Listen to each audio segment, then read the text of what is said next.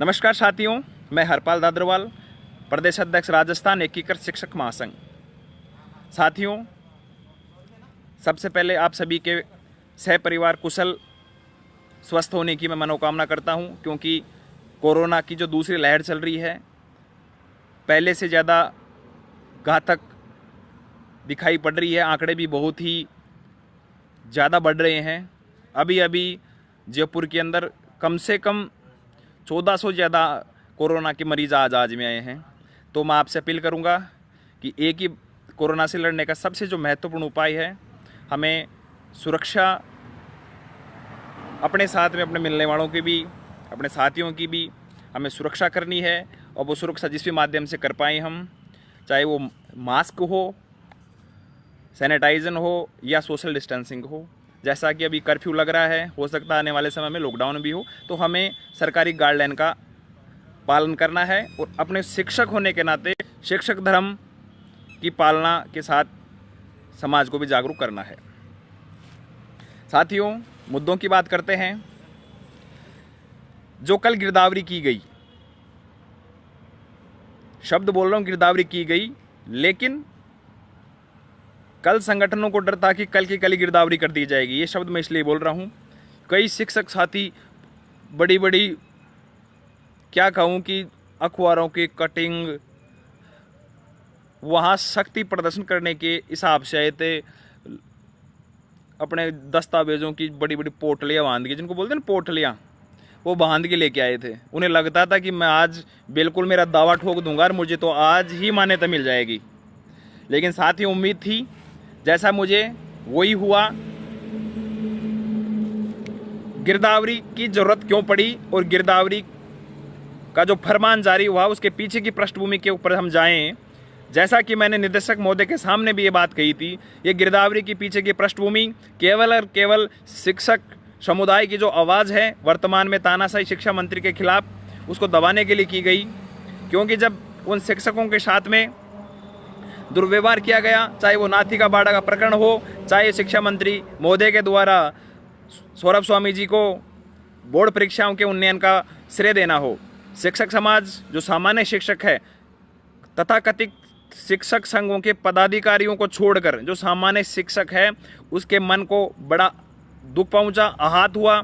इसलिए social media व अन्य मीडिया के माध्यम से राज्य सरकार तक ये हमारी आवाज़ पहुंची है। उसी का परिणाम था कि शिक्षा मंत्री शिक्षक संघों की आवाज़ दबाने के लिए गिरदावरी के भय से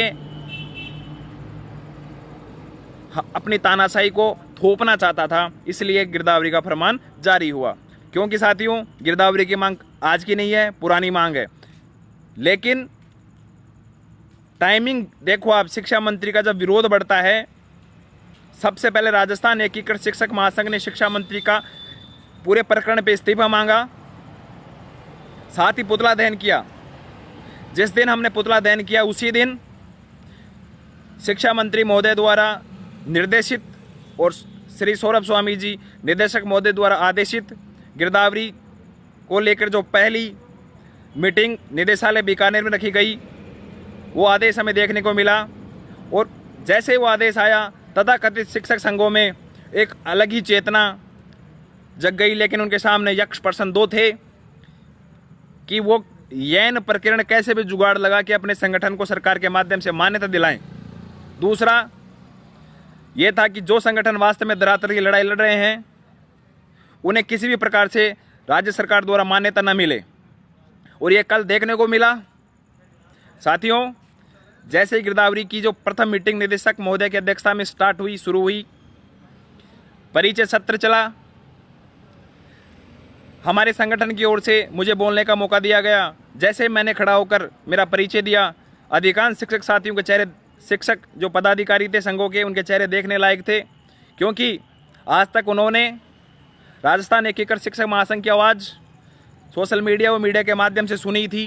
वो पहली बार प्रत्यक्ष रूप से महासंघ की उस आवाज़ को सुन रहे थे, जो वास्तव में शिक्षक हितों के लिए धरातल पर लड़ाई लड़ रही है। साथियों, जैसे परिचय सत्र समाप्त हुआ, उसके बाद में निदेशक महोदय की अनुमति से सभी शिक्षक संघ अपनी अपनी बात कहने लगे। मुद्दा कल गिरदावरी को लेकर था, लेकिन मेरा जहाँ तक मानना है गिरदावरी से ज़्यादा महत्वपूर्ण वर्तमान में शिक्षक समस्याएं हैं जो जलवंत हैं, उनकी बात होनी चाहिए थी।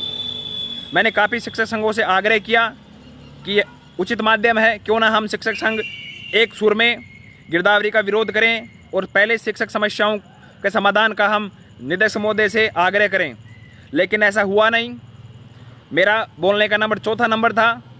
मेरे से पहले 3 महानुभाव शिक्षक संघों के पदाधिकारियों ने बोला, उनमें से किसी ने भी गिरदावरी के अलावा शिक्षक समस्याओं को लेकर कोई वार्ता नहीं की।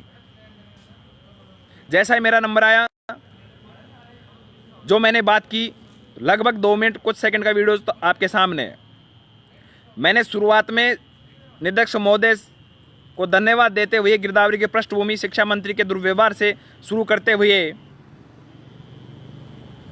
जैसे ही मैंने शिक्षा मंत्री के कड़े शब्दों में निंदा की, निदेशक महोदय ने और अन्य शिक्षक संघों ने मुझे रोकना और टोकना चाहा, जो वीडियो के माध्यम से आप देख ही चुके हो।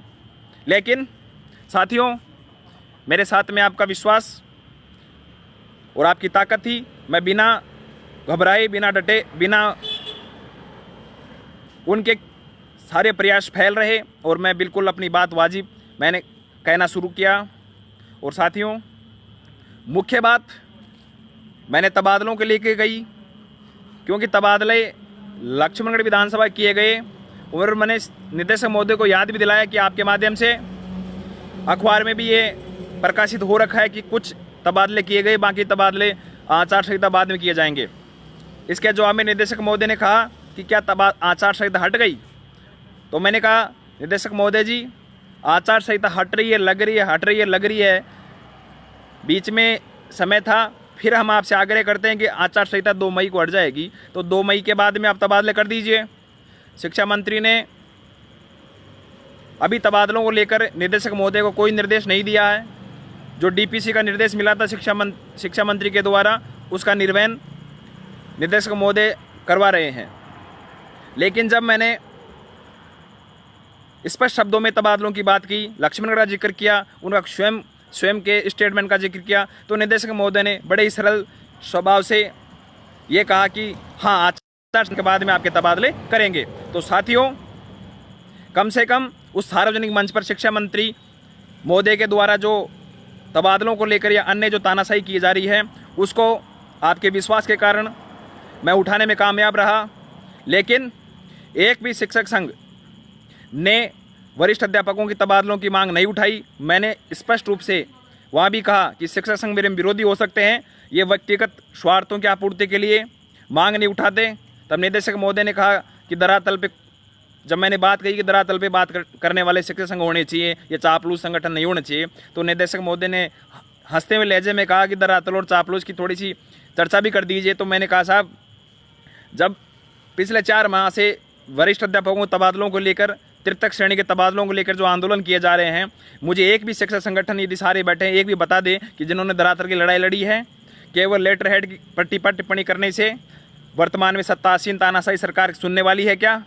लेकिन सभी शिक्षक संघ मौन थे, किसी के पास कोई जवाब नहीं था। यहाँ तक अधिकांश शिक्षक संघों ने मेरी बात पर आपत्ति लगाई और उन्होंने कहा कि हम गिरदावरी की बात करने आए हैं। तो मैंने कहा कि गिरदावरी से ज़्यादा महत्वपूर्ण शिक्षक समस्याएं हैं।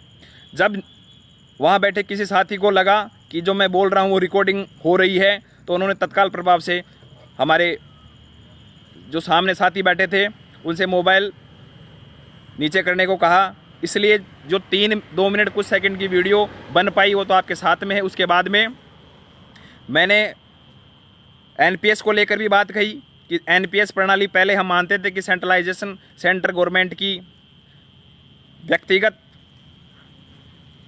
समस्या समाधान करने की जिम्मेदारी बनती है, लेकिन चूंकि मैंने इसका अध्ययन किया, राज्य सूची में शिक्षा न होकर समरवृत्ति सूची में शिक्षा है, तो समरवृत्ति सूची में राज्य सरकार भी नीति बना सकती है और सेंट्रल गवर्नमेंट भी नीति बना सकती है। और कई राज्यों में एनपीएस की जगह ओपीएस है, तो हमने ये भी मांग की कि ओपीएस प्रणाली लागू होनी चाहिए। इसके अलावा वरिष्ठ अध्यापकों के तबादले किए जाए। चूंकि अभी कोरोना काल के अंदर शिक्षकों की ड्यूटियां गृह जिलों में लगाने की बात चल रही है, उनका तबादला करके स्थायी समाधान भी कर दिया जाए।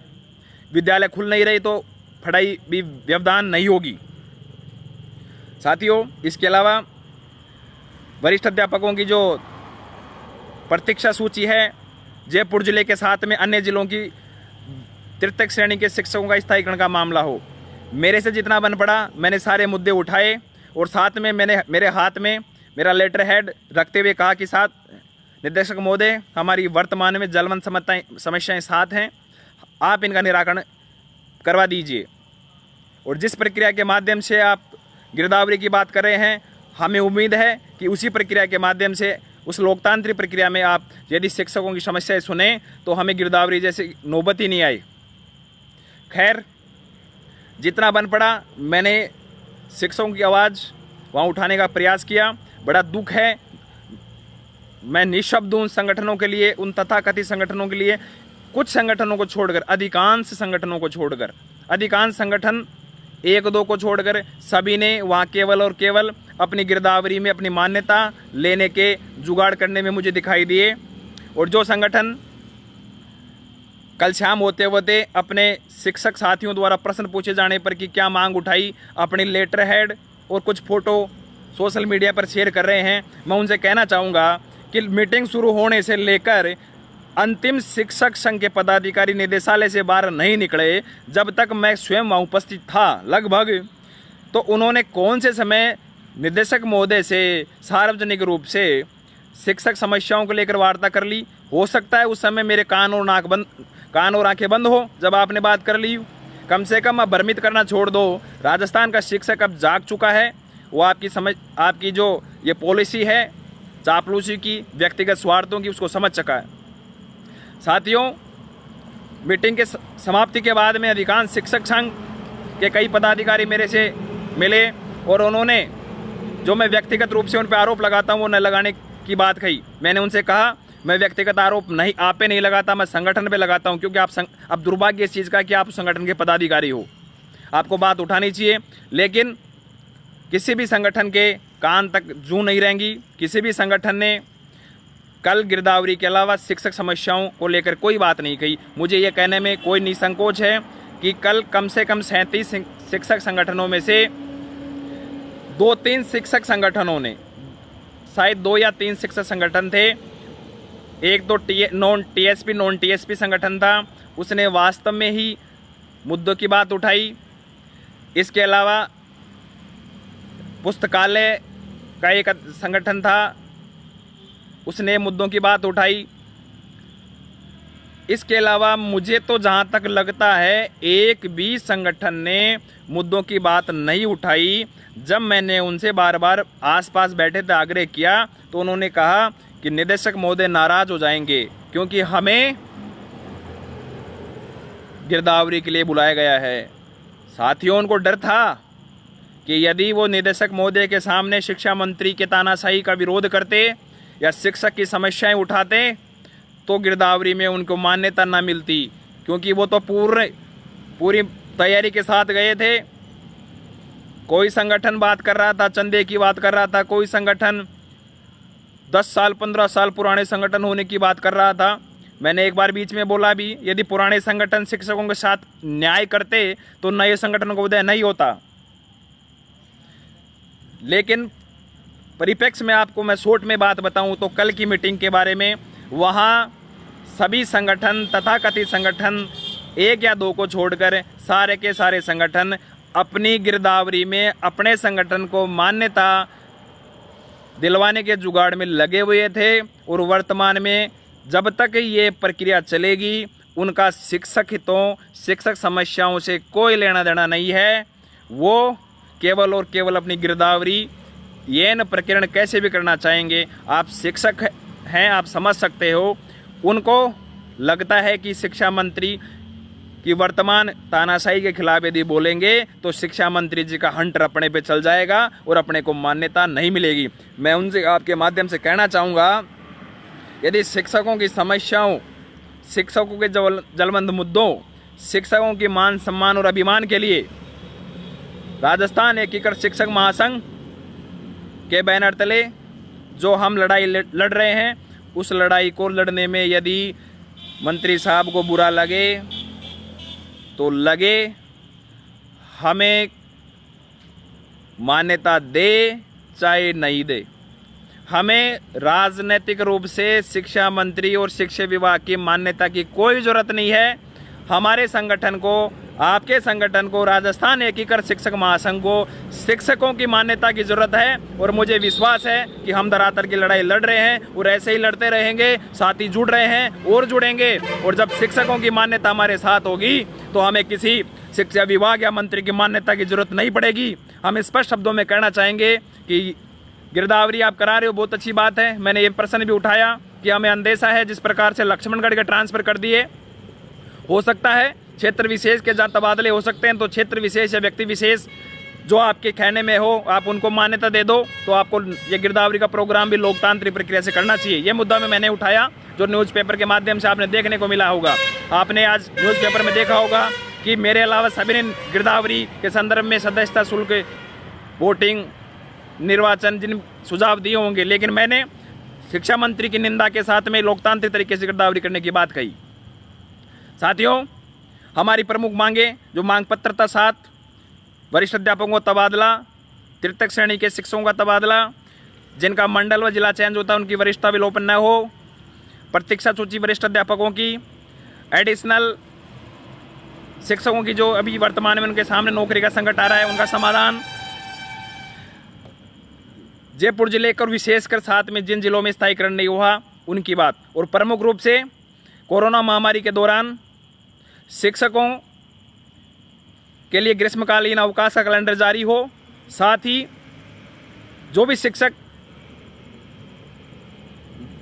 अपने स्कूल मुख्यालय से घर जा चुके हैं या घर पहुंच जाएं, उनको एक तारीख स्पष्ट निर्देशालय की तरफ से या विभाग की तरफ से दे दी जाए कि इस तारीख तक जो भी साथी घर जाना चाहे घर चला जाए, मुख्यालय रहना चाहे मुख्यालय रह जाए। उस तारीख के बाद में कोरोना गाइडलाइन की पालना सुनिश्चित करने के लिए, जैसे कोई साथी गांव में है तो उसकी ड्यूटी पीओ स्कूल में या निकटतम स्कूल में, कोई साथी हेडक्वार्टर है तो उसके ब्लॉक स्तरीय, कोई साथी जिला स्तर पे जिले में है तो जिला स्तरीय उसकी ड्यूटी इस प्रकार से लगाई दी जाए, जिससे इस कोरोना महामारी के दूसरे चरण में कम से कम कोरोना के लिए लड़ाई लड़ने वाले शिक्षकों की मानसिक रूप से संतुष्टि हो कि वो शाम को लौटकर अपने घर तो आ जाएं, अपने परिवार के साथ रह जाएं। क्योंकि शिक्षक भी एक समाज का प्राणी है और गत साल ग्रीष्मकालीन अवकाश शिक्षकों ने उसका उपभोग नहीं किया है। तो हमारा उनसे ये भी निवेदन है कि जल्द से जल्द इस कोरोना महामारी के अंदर कोरोना में ड्यूटियाँ लगाने से पहले स्पष्ट गाइडलाइन जारी करके शिक्षकों को उनके गृह क्षेत्र भेज दिया जाए, उनके आसपास ही उनकी ड्यूटी लगा दी जाए। साथियों, हमारा मांग पत्र स्पष्ट 7 सूत्रीय था, आपके बीच में भी था। मीटिंग समाप्त होने के बाद में व्यक्तिगत रूप से सहायक निदेशक अरुण शर्मा जी के सामने उनके माध्यम से निदेशक महोदय को मैं व्यक्तिगत दे के आया और मुझे ये कहते बड़े खुशी भी हो रही है कि मीटिंग के दौरान जो आपके मैंने मुद्दे उठाए, चाहे वो शिक्षक संगठनों की चापलूसी की बात हो या धरातल पर काम करने की बात हो या लोकतांत्रिक प्रक्रिया से गिरदावरी करने की बात हो, तीनों ही मुद्दों पर निदेशक महोदय ने सहमति दर्ज करवाई। और बीच के अंदर एक वाक्य सुनाता हूँ कि जब शिक्षा निदेशक सौरभ स्वामी जी बोल रहे थे कि शिक्षक संघों की भूमिका पर, उन्होंने कहा कि शिक्षक संघों की दोहरी भूमिका होती है, या तो संवाद के माध्यम से या धरने और हड़ताल के माध्यम से विभाग व सरकार पर दबाव बनाया जा सकता है। तो जैसे ही उन्हें हड़ताल और धरने की बात कही, मेरी ओर इशारा करके व्यक्तिगत नाम लिया। जैसे उन्होंने नाम लिया, सभी संगठन वालों के चेहरे लगभग 1 या 2 को छोड़कर मुरझाए हुए दिखाई पड़े, क्योंकि शिक्षक हितों के लिए, चाहे वो शिक्षा मंत्री की तानाशाही के खिलाफ उनका पुतला दहन करना हो, चाहे मेरे द्वारा आमरण करना हो, थाने में नज़रबंद होना हो, जो भी वास्तविक धरातल की लड़ाई राजस्थान एकीकृत शिक्षक महासंघ लड़ रहा है, ऐसी लड़ाई ना तो निदेशक महोदय को और ना एक सामान्य शिक्षक को कहीं दृष्टिगोचर हो रही है। और ये पता स्वयं उन संगठनों को भी है, उनकी दुकानें बंद होने का डर है उन्हें, क्योंकि आज शिक्षक जाग रहा है उनके तबादलों की। हम तो यह चाहते हैं सेकंड ग्रेड के तबादले के साथ साथ में शिक्षा मंत्री जी का भी तबादला हो जाए और जो तथाकथित शिक्षक संघ हैं ये गिरदावरी में तो ये अन्न प्रकीर्णन कैसी व्यवस्था कर लेंगे, लेकिन हम सबको मिलकर इन सभी का बहिष्कार करना है, क्योंकि ये केवल और केवल अपने निजी स्वार्थों की बात करते हैं। नरेंद्र जी, मैंने तबादलों का मुद्दा रखा, आप वीडियो देख लीजिए। व्यक्तिगत रूप से मैंने तबादलों का मुद्दा रखा और मैंने निदेशक महोदय के उस स्टेटमेंट को भी उनके संज्ञान में दिलवाया। उन्होंने कहा कि आचार संहिता नहीं हटी।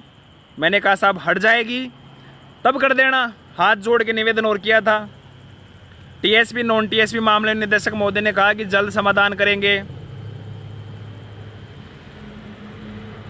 साथियों, जो भी महत्वपूर्ण जानकारी थी मैंने आपको दे दी। आगे क्या करना है, आपसे एक ही निवेदन है कि सभी साथी जो वास्तव में शिक्षक समाज के लिए कार्य करना चाहते हैं, धरातल की लड़ाई लड़ना चाहते हैं, अधिकारों की लड़ाई लड़ना चाहते हैं, मान सम्मान और स्वाभिमान की लड़ाई लड़ना चाहते हैं, वो साथी राजस्थान एकीकृत शिक्षक महासंघ से जुड़े, इस परिवार का सदस्य बने। मैं आपको विश्वास दिलाता हूं कि चाहे सरकार कोई भी हो, निदेशक कोई भी हो, हमारे को मान्यता मिले चाहे ना मिले, क्योंकि जहां एक और तथा कथित शिक्षक संघ हैं, दूसरी ओर हमारे कुछ चुनिंदा एक दो संघ हैं जिनका वो लगातार विरोध करते आ रहे हैं, विशेष तौर से राजस्थान शिक्षक महासंघ का, क्योंकि उन्हें लग रहा है कि यदि ऐसा ही चलता रहा, इसको दबाया नहीं गया, तो शिक्षक समाज इनसे जुड़ जाएगा और उनकी दुकानें बंद हो जाएंगी। मैं साथियों आपसे निवेदन करना चाहूँगा फिर से कि आप वास्तविकता से जुड़ें, हकीकत से जुड़ें, आप समझदार हैं। जल्द ही संगठन का एक मिस कॉल नंबर जारी कर देंगे। जो भी शिक्षक साथी हमसे जुड़ना चाहेंगे वो मिस कॉल मार के सदस्य बन जाएंगे। सदस्यता अभियान भी चालू करेंगे। अब बहुत बड़े स्तर पर संगठनात्मक रूप से ढांचे को मजबूत करेंगे। जो भी साथी महासंघ से जुड़ना चाहते हैं और वास्तविक शिक्षकों की लड़ाई लड़ना चाहते हैं, उनका स्वागत है। बहुत बहुत धन्यवाद। आप सभी जुड़े। आईपीएल जैसे महोत्सव को छोड़कर, उसके लिए भी धन्यवाद। जल्द सभी साथी फिर मिलेंगे। आपसे बात करके बहुत अच्छा लगता है, अपनत्व का एहसास होता है। आप सभी और हम एक परिवार के सदस्य हैं। शिक्षक समाज है, हम एक परिवार के सदस्य हैं और परिवार के सदस्य के साथ किसी के साथ भी अन्याय न हो, हमें ये लड़ाई लड़नी है। सोमवार को जयपुर जिले के तृतीय श्रेणी के शिक्षकों के नियमितीकरण व स्थायीकरण के आदेश जारी नहीं हो रहे, उनको लेकर मैं जिला परिषद सीओ और डीओ से मुलाकात करूंगा। जो भी साथी आना चाहें उनका स्वागत है, मिलकर हमारी वार्ता करेंगे। धन्यवाद सर, बहुत बहुत धन्यवाद। जितना हो सका और जितना हो पा रहा है, मैं शिक्षक समाज के मान सम्मान और अभिमान की लड़ाई लड़ रहा हूं। आप सभी साथियों का सहयोग अपेक्षित है। मुझे उम्मीद है साथी जुड़ रहे हैं, आगे भी जुड़ेंगे। धन्यवाद। कोरोना काल में अपना भी ध्यान रखें, अपनों का भी ध्यान रखें। शिक्षक धर्म की, शिक्षक का जो धर्म है शिक्षक का, उसकी भी पालना करें। बहुत बहुत धन्यवाद। शुभ रात्रि।